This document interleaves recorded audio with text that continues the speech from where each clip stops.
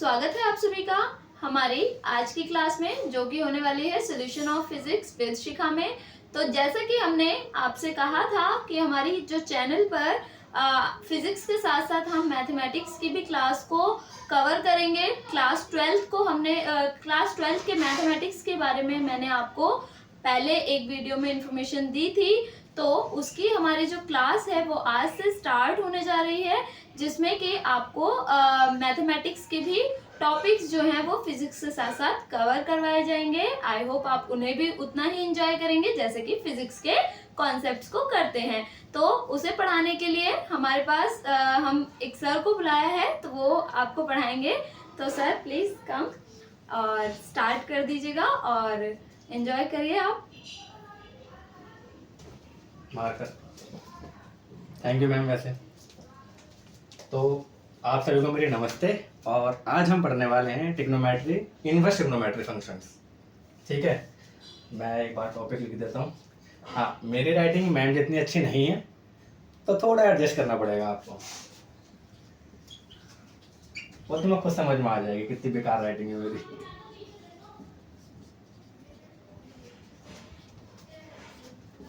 अच्छा, मैं यहाँ पर एज्यूम करूँगा कि आप लोगों ने 10th में बेसिक ट्रिग्नोमेट्री पढ़ी होगी। बेसिक ट्रिग्नोमेट्री में हमें पता है कि 6 फंक्शंस होते हैं normally: sine, cos, tan, cosec, sec और कॉट। ठीक है, तो अभी तक जितना भी हमने ट्रिग्नोमेट्री पढ़ी है उसके अकॉर्डिंग हमें क्या दिया होता था कि साइन कोई एंगल और उस एंगल की वैल्यू। इसका मतलब है कि साइन फंक्शन की 30 डिग्री एंगल की वैल्यू 1/2 है। तो ये बेसिक आपका ट्रिग्नोमेट्री फंक्शन है। बट अब हम पढ़ने वाले इनवर्स ट्रिग्नोमेट्री। तो इनवर्स में क्या होता है कि मैं पहले लिख देता हूँ फिर समझाता हूँ। 30 डिग्री बराबर साइन 1/2, साइन इनवर्स। अच्छा, इस इनवर्स को बोलते हैं, ये है आपका साइन इनवर्स फंक्शन, या इसको बोलते हैं आर्क साइन। ठीक है, इसको साइन इनवर्स बोला जाता है। वैसे राइटिंग में पहले बोल रहा हूँ, राइटिंग पर जोर मत देना। ठीक है, नोट्स में दे दिए जाएंगे तो वहां से भी अच्छा रहेगा पढ़ने के लिए। ठीक है, तो ये है आपका एक साइन इनवर्स फंक्शन जिसको बोलते हैं आर्क साइन। तो इसका मतलब क्या है? इसका मतलब होता है कि साइन का हमें वो एंगल बताओ जिसके लिए उसकी वैल्यू 1/2 है। तो इस बेस पे साइन का वो एंगल जिसके लिए उसकी वैल्यू 1/2 है वो है 30। और अगर मैं इसको थीटा की फॉर्म में लिखूंगा तो वो बनेगा आपका थीटा बराबर साइन इनवर्स एक्स। ये है आपका एक आर्क साइन फंक्शन। इसका मतलब है कि हमें थीटा फाइंड आउट करना है, थीटा की वैल्यू जिसके लिए साइन एक्स के बराबर है। ऐसे ही हमारे जितने बाकी 6 फंक्शन है उन सब के भी फंक्शन है। जैसे थीटा बराबर कॉस इनवर्स एक्स, थीटा बराबर टेन इनवर्स एक्स, और थीटा बराबर कॉट इनवर्स एक्स,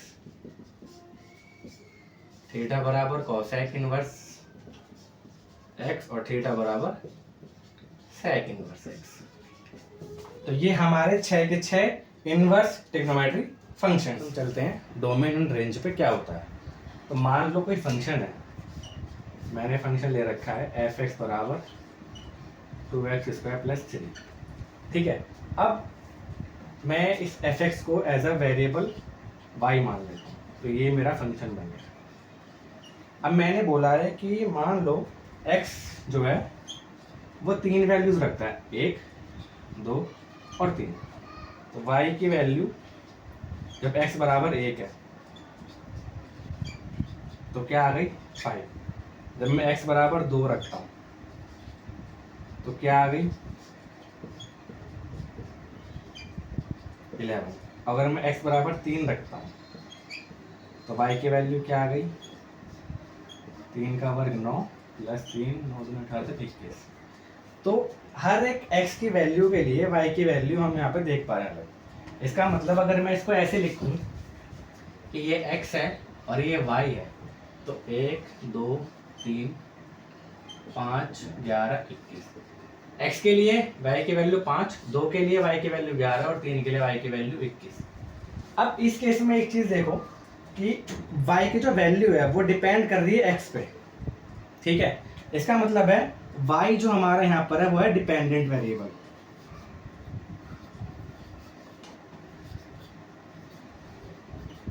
और x जो है x की वैल्यू हम पुट कर रहे हैं, तो ये हमारा होता है इंडिपेंडेंट। यहाँ हम कुछ भी पुट कर सकते हैं जो भी हमें वैल्यू रखनी है, ठीक है। जो हमारा y है वो एज अ आउटपुट है, ठीक है। x क्या है, वो एज अ इनपुट है। तो डोमेन क्या होता है, डोमेन होता है set of all input values,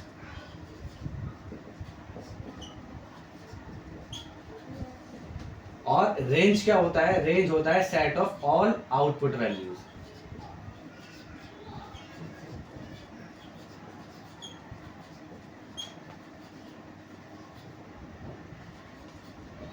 इसका मतलब अगर मैं इस एग्जांपल को लूं तो डोमेन जो मेरा निकलेगा वो निकलेगा कि x की जो वैल्यू है वो मिनिमम और इक्वल टू है 1 के, और बड़ी है, छोटी है और बराबर है 3 के। तो ये मेरा डोमेन हो गया, जहां वैल्यू ऐसी क्या होगी 1, 2 और 3।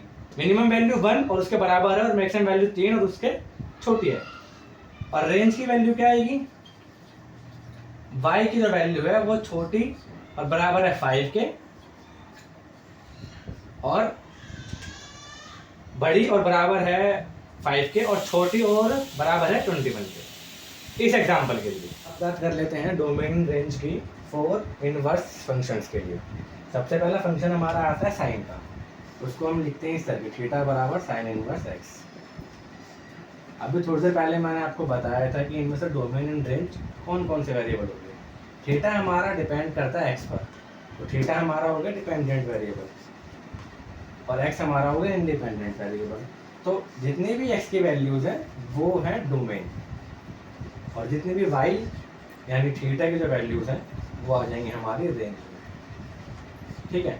तो साइन फंक्शन के लिए जो डोमेन की वैल्यू होती है, जो x है वो -1 के बराबर और उससे बड़ा होता है, और 1 से छोटा और उसके बराबर होता है। ये सारी वैल्यू, जितनी वैल्यूज इनके बीच में आती हैं -1 से लेकर 1 के बीच में, वो सब वैल्यूज ये फंक्शन एज अ इनपुट लेता है।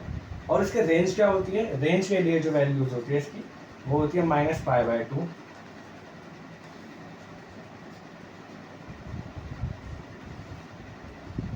और +π/2। ये इसकी रेंज के फंक्शन। पाई को 180 डिनोट करते हैं, तो इसका मतलब कि -90 से लेके +90 के बीच में जितनी भी वैल्यूज हैं वो सब थीटा एज अ रेंज ले। बात कर लेते हैं साइन के उल्टा यानी कोसेक की। कोसेक इनवर्स फंक्शन के लिए उसको कैसे लिखते हैं,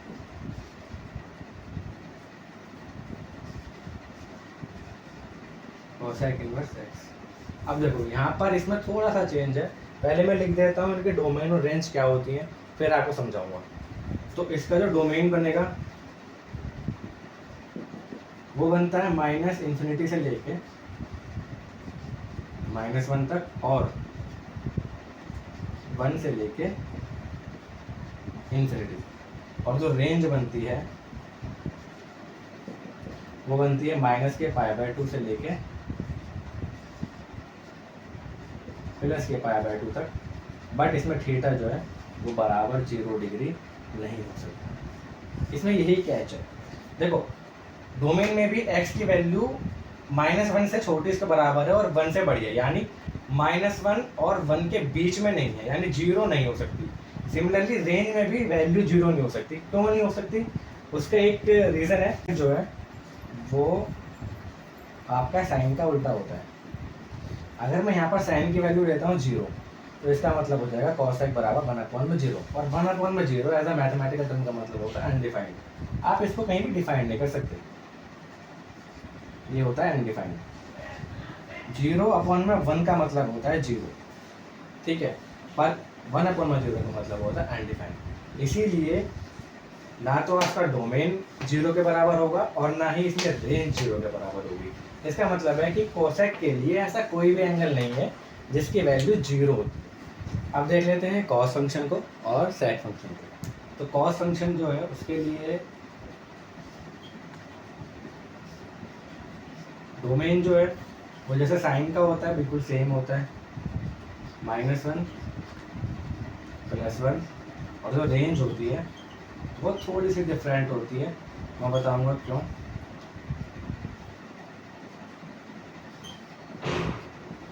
पाई देखो, साइन के लिए रेंज माइनस में थी, बट इसके लिए रेंज माइनस में नहीं है, 0 है, 0 से बड़ी है।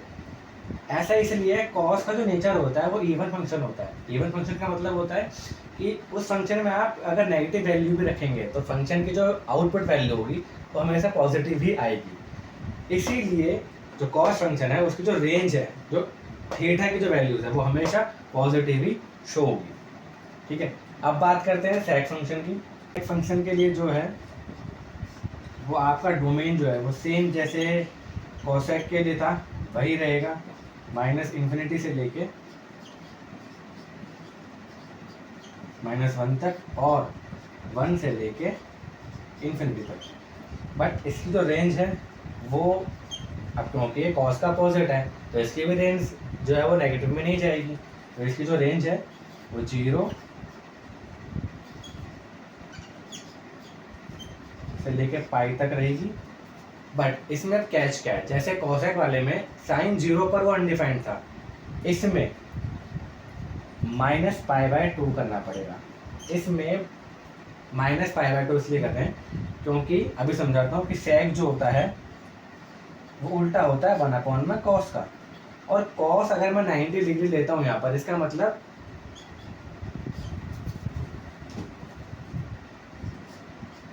cos 90, इसका मतलब ये हो गया 1/0।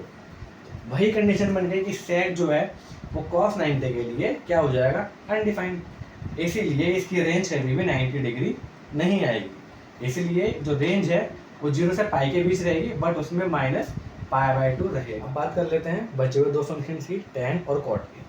तो tan के लिए जो डोमेन होगा वो ऑल रियल वैल्यूज का मतलब होता है कि जो x की वैल्यूज है वो इन्फिनिटी माइनस से लेके प्लस लिमिट तक होगी, और जो रेंज होगी वो -π/2 से लेके +π/2 तक होगी। इसी तरह अगर कॉट का फंक्शन देखते हैं तो कॉट भी tan का उल्टा ही होता है, तो उसमें डोमेन भी सेम ही रहेगा,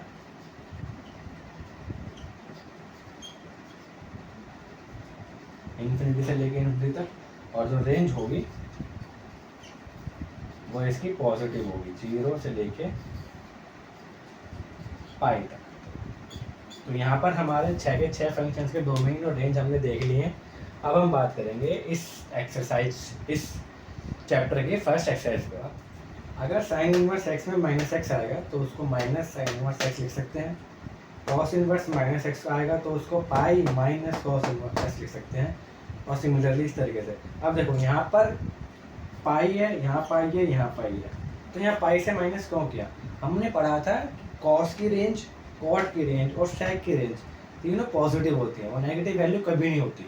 तो जब हम माइनस का x लेंगे, डोमेन माइनस लेंगे, तो वो हमेशा पॉजिटिव वैल्यू होनी चाहिए। इसलिए हमें जो -x रखा है उसको पाई में से, पाई यानी 180 में से माइनस करना पड़ेगा, तब जाके जो डोमेन, नेगेटिव डोमेन की जो रेंज आएगी वो पॉजिटिव आएगी।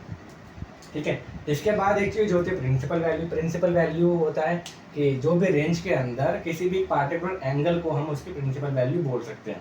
जैसे मान लीजिए कि साइन की जो रेंज थी वो ये थी, ठीक है, तो इस पूरी रेंज के अंदर अगर हम कोई भी एंगल निकालते हैं, जैसे मान लीजिए π/4 हो गया, वो ले लिया, तो ये π/4 इस रेंज की प्रिंसिपल वैल्यू हो जाती है, जो हम अभी आगे फाइंड आउट करेंगे जब हम एक्सरसाइज में क्वेश्चन सॉल्व करेंगे। तो अब कुछ सवाल कर लेते हैं। जो क्वेश्चन है पहला, उसमें दिया हुआ है हमें प्रिंसिपल वैल्यू फाइंड आउट करनी है साइन इनवर्स -1/2 की। तो देखो उन्हें करते कैसे, सबसे पहले मैंने आपको बताया है कि साइन इनवर्स माइनस एक्स है, तो उसको हम कैसे लिख सकते हैं, इसको माइनस साइन इनवर्स 1/2 लिख सकते हैं। ठीक है, अब हमें पता है कि जो रेंज है साइन इनवर्स की वो क्या होती है, माइनस के π/2 से प्लस के π/2 के बीच। तो इस रेंज के अंदर हमें वो एंगल ढूंढना है जिसकी वैल्यू 1/2 हो साइन को लेकर। और हमने टेबल भी पढ़ी है साइन की कि 1/2 जो पहली वैल्यू होती है वो साइन 30 होती है, साइन 150 की वैल्यू भी 1/2 होती है, बट क्योंकि वो इस रेंज में नहीं आता, साइन 150 5/6 हो जाएगा जो कि इस रेंज से बाहर हो जाएगा, हमें इस रेंज के अंदर ही ढूंढना है। तो जो वैल्यू है 1/2 की जो इस रेंज के अंदर है वो है साइन 30। साइन 30 मतलब π/6, 30 को π/6 आप लिख सकते हैं, क्योंकि पाई जो होता है 180 होता है, 6 से डिवाइड करोगे 30 डिग्री हो जाएगा। ठीक है, तो इसको ऐसे लिख सकते हैं आप, साइन π/6। अब साइन से साइन कैंसिल हो जाता है क्योंकि इन्वर्स वाली बात है, तो बचता क्या भाग माइनस, और यहाँ आएगा π/6। तो प्रिंसिपल वैल्यू जो हो जाएगी इस फंक्शन की वो हो जाएगी -π/6। ऐसे ही बाकी सब क्वेश्चन दिए हैं, मैं सारे सवाल सॉल्व नहीं कराऊंगा, मैं कुछ अच्छे अच्छे सवाल सॉल्व कराऊंगा, बाकी आप खुद कर लेते हैं। जिसमें बोला गया है हमें प्रिंसिपल वैल्यू निकालनी है कॉस इनवर्स -1/2। ठीक है, माइनस वो भी कॉस में तो बताया था मैंने कैसे लिख सकते हैं इसको, pi minus cos inverse 1/2। Cos की रेंज क्या होती है, 0 से पाई।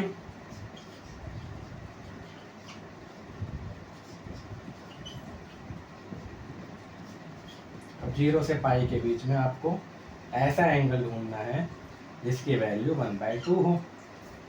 तो कॉस के लिए 1/2 जो एंगल बनेगा जो इस रेंज के अंदर है वो है cos 60। ठीक है, 60 मतलब π/3। इसका मतलब हम इसको लिख सकते हैं pi minus cos inverse cos π/3। अभी कट गया, पाई माइनस π/3।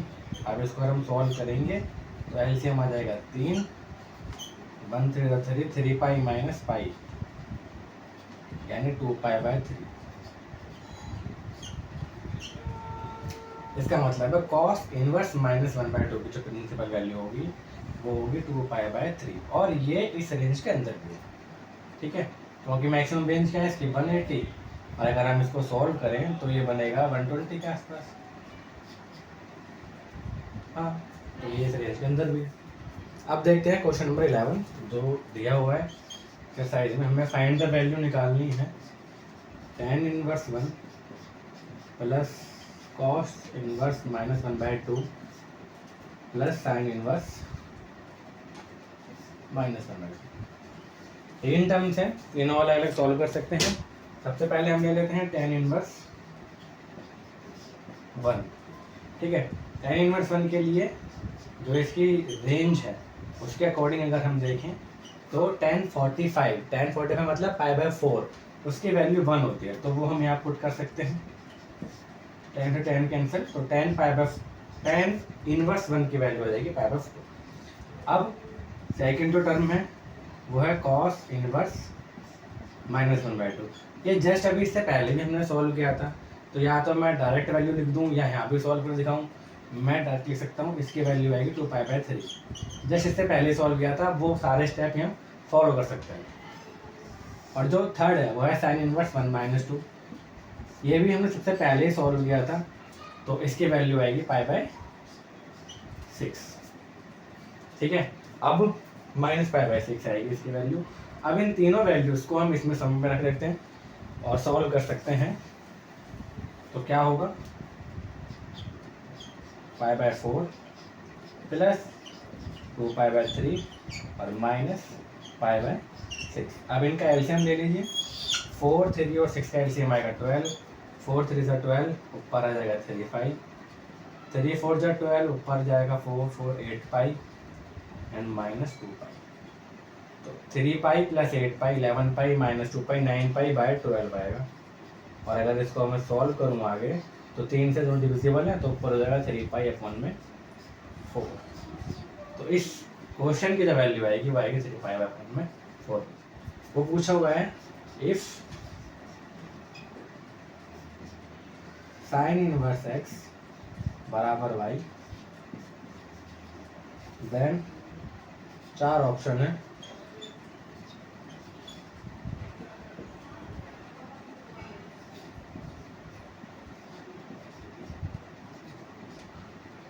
-π/2, +π/2, 0 से पाई एंड -π/2 y/2। देखो इस सवाल में देखो तो साइन इनवर्स x बराबर y दिया हुआ है, ठीक है, और y की वैल्यू पूछी हुई है। y यहाँ पर एज अ रेंज काम कर रहा है, एज अ रेंज है वो, ठीक है। और हमने पता है साइन का इनवर्स है तो उसकी रेंज क्या होती है, -π/2 और +π/2, और दोनों में इक्वल होगा। आप कोई ऑप्शन नंबर 4 और बी में कंफ्यूज मत होना, ऑप्शन नंबर 4 में इक्वल का साइन नहीं है, ठीक है। तो इसलिए इसका आंसर जो होगा, जो y की जो रेंज होगी वो -π/2 less than equal to y और ग्रेटर देन इक्वल टू -π/2 और लेस देन इक्वल टू π/2 होगी। tan inverse √3 minus sec inverse -2 is equal to, 2 term है, दोनों अलग सॉल्व कर लेते हैं। सबसे पहले लिख देते हैं tan इनवर्स -√3। तो tan की जो रेंज है उसके अंदर √3 tan 60 की वैल्यू होती है। इसको हम लिख सकते हैं tan 60 को tan π/3, तो यहाँ पर इसकी जो वैल्यू आ जाएगी वो आ जाएगी π/3। अब हम सॉल्व करते हैं सेकंड टर्म sec इनवर्स -√2। इसको सॉल्व करने के लिए अब क्योंकि sec है और माइनस में दिया हुआ है तो मैंने आपको बताया था कि इसको पाई में से माइनस करते हैं, तो ये बन जाएगा sec इनवर्स 2। और sec के अंदर जो रेंज के अंदर जिसकी एंगल की वैल्यू 2 है वो होता है 60, sec 60 डिग्री यानी पाई -60 डिग्री। और इसको भी अगर हम चेंज करें तो पाई -π/3, अगर एलसीएम लेकर सॉल्व करते हैं तो आएगा 2π/3। अब हमें दोनों टर्म्स की वैल्यू चल गई है पता, तो हम इन दोनों को फाइनल क्वेश्चन में रख देते हैं, π/3 -2π/3।